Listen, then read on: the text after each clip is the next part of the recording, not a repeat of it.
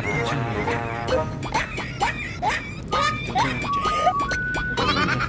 Că ajungem, domnilor. Suntem. El este... Bună seara! De ce ați furat banii muncitorilor, domnule șef patron?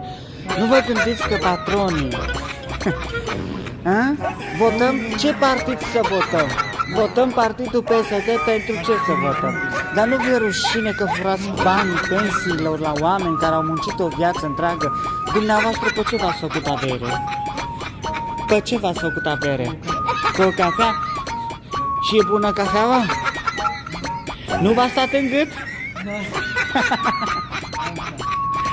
Aceasta este cantina. Dânsul este de la partidul PSD și de la alte partide care fură banii muncitorilor. Și votați!